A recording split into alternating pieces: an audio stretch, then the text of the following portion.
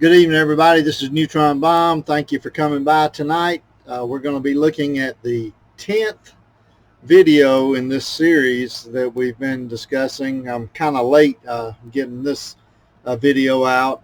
Been trying to recover from some shoulder surgery, and but we'll be more regular with our videos coming in the future.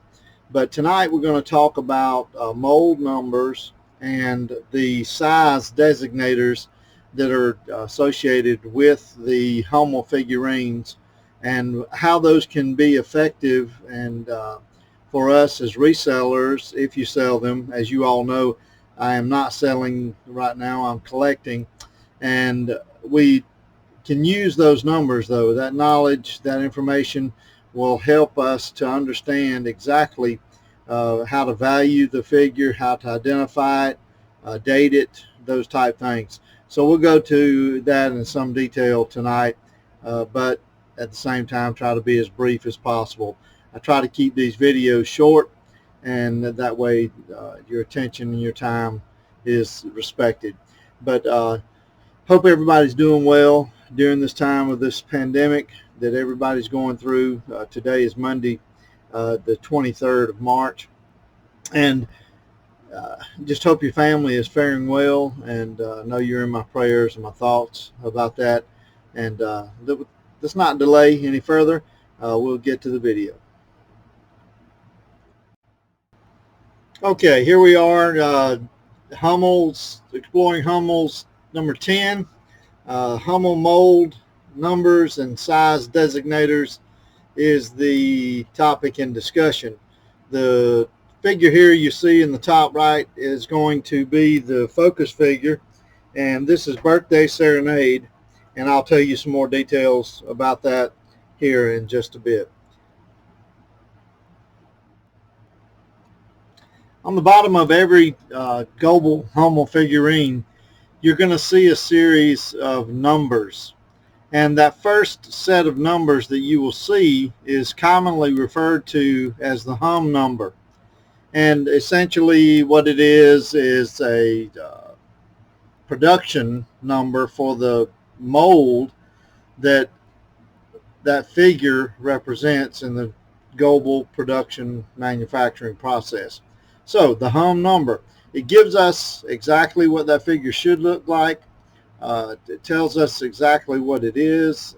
We can track and look at variations in the figures. And this hum number 218 is called Birthday Serenade. And you can see here that the little boy is playing the accordion and the little girl's playing a flute. But there are variations of this hum number, the same figure, where the flute would be played by the little boy and the accordion would be played by the little girl, and those would be in the older figures, that variation. So that gives us a clue into the age of what that figure is. So those type things, those details are what the number can help us learn more about. But as I said, every figure will have a mold number. It's called the hum number. And the number will be in one of two forms. It will be Arabic, as we are our standard numbers, as we recognize those. And then also the Roman numeral numbers. I don't think that Roman numerals are taught as commonly as they were when I was growing up. But you do need to be familiar with those. You can look those up and Google them if you're not familiar. The Roman numeral side has more to do with the size of the figure or the size of that particular mold or as it's being made. There are variations in the sizes of the molds, typically 3.5 inches all the way up to some figures have been found that were 22 inches tall. So they will be incised on the bottom of the figure. And here it's hard to see, but as I start to trace it out, you'll be able to recognize it. 2, 1, 8, 218. So that identifies for us that it is Birthday Serenade. Now, how do I know that 218 is Birthday Serenade? It's a good thought, good question. Well, I have a Hummel value guide. It's like an encyclopedia, and you can get these online. And if you'll just Google the official M.I. Hummel price guide, this is the second edition. It actually has the figurines and the plates in it, and it's a very valuable resource when I'm looking at the values on the figures that I'm purchasing. So just a little pointer here. If you don't see a home number on the bottom of a figure, there are a lot of people trying to knock off these figures, and some of them are very good at it. Once you start to recognize the original figures, you will be able to point out a forgery or a fake easily. But because the mold numbers are impressed onto the figure at the very beginning, before it's even fired, that Hummel figures go through 3 firings in the kiln when they're being made. So it's impressed, the number is impressed into, or incised is the right term for that, into the bottom. And then another clue for authenticity is that it's glazed over. It has been glazed over. It's not something that's been applied to it after it's been fired. That would tell us that it would not be authentic. So you could have an absent number, or it may not be glazed. It's hard to see these sometimes, but once you get used to looking for them and you know what to look for, it's not such a big deal. The best way to understand the Goebel Hummel figure numbering system is to just look at examples. And as we said, there are a series of numbers. The mold number, as we've already discussed, and then the next set of numbers that you'll see on the figure are it has to do with the size of the figure. If you see one that does not have a 2/whatever number after it, it doesn't mean that it's suspect or anything like that, but it would just indicate that there was no future plan to have a size variant on that particular figure. So here is an example of 2/0. This is the second in the series of the 218 Hummel figure. The 218, as we've learned, is the Birthday Serenade. This is the second variation, okay, of this same size. So 2/0. The size doesn't change, but we know that there's a variation of that. And remember when I was saying that the variation that exists on the figures, the instruments being played were reversed. That would have been in the TMK2 and 3. And here, or TMK2, yeah, TMK2 figure, and then it was switched. And when it was switched, that would represent this variation. So this is a TMK4, and I just know that this is the trademark. It is the stylized B and 3-line trademark, so that we know that that is the TMK4 series. So it was produced around 1964 to 72. Sometimes these overlap, but it's interesting to know all of this information about the mold number itself. Again, particularly for authenticating that the figure is an actual Hummel figurine, and to just know the nuances, to know the differences in the figures and the variations themselves. As a matter of fact, the Birthday Serenade has an interesting couple of notes I'd like to share with you.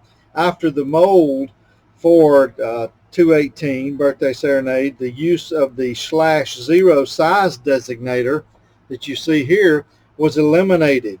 So the mold number would not exist after 2/0. So it's kind of interesting. When you also look at another variation that you could possibly have, and I'm looking at the value guide here, would have been a 218/1, which is the Roman numeral 1, but that may possibly be an error in the production of it. And obviously, if it's a production error, there is a uh, likelihood that it's more valuable. And if you could find one, it's a factory error, and the error equals value. Trust me. The value guide says that this figure, if it were found with the 218 slash Roman numeral 1, it could be worth between $600 to $900 depending on the figure condition. And the one that I have here that's in my collection is the TMK 4. It is the new style, and it's only worth $150 to $165. It was still a good investment on my part. I only paid about $12 for this figure, so I think we're ahead of the game a little bit. So I know it's the new style because the little boy's playing the accordion and the girl's playing the flute, and what's referred to as the old style is the instruments are reversed. The girl will be playing the accordion and the little boy will be playing the flute.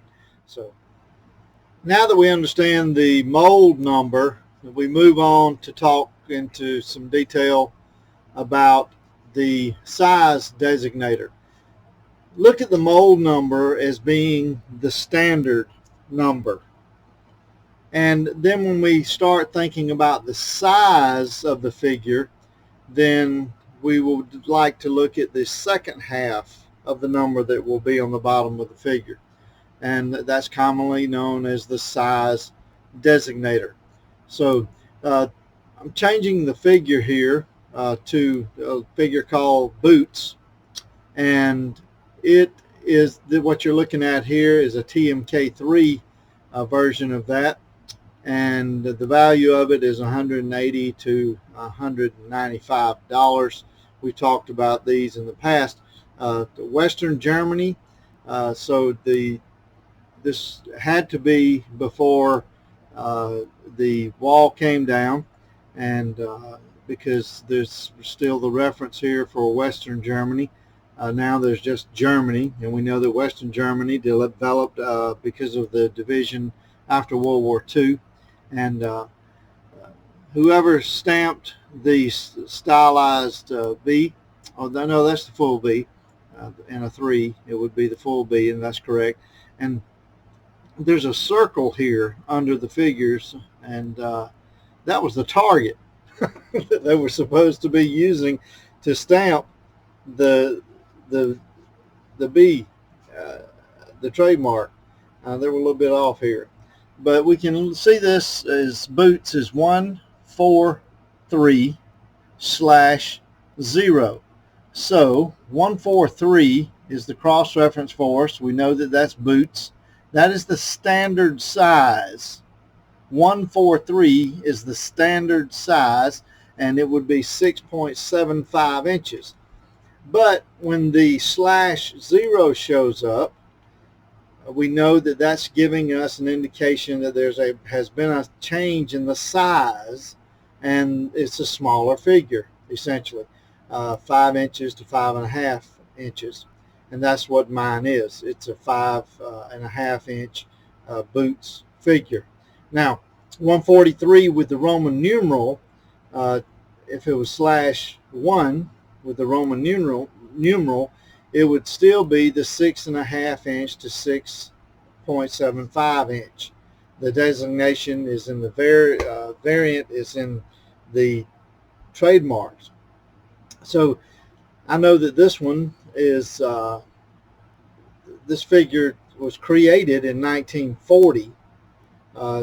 The standard size of it was 6.75, and the TMK1, if I had that one, it would be valued at $540 to $630. The figure was retired in 1998. It will not be made again. On rare occasions, Goebel will bring back out a special edition and make a few figures to recognize. For example, Sister Maria Innocentia's birthday, they brought out a figure and made a few of those, but the very limited editions are what they're referred to.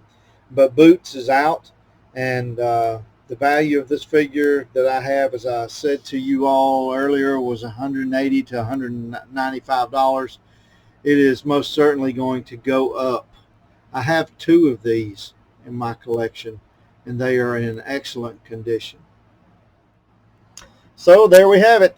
We've talked about the mold numbers and the size designators on the Goebel Hummel figurines.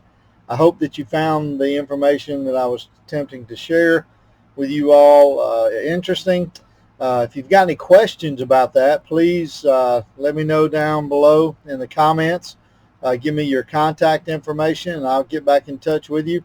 Ernie, I did receive your contacts and your offer to discuss your 36-year experience with collecting Hummels, and definitely I would like to talk to you further about that and just kind of glean your knowledge.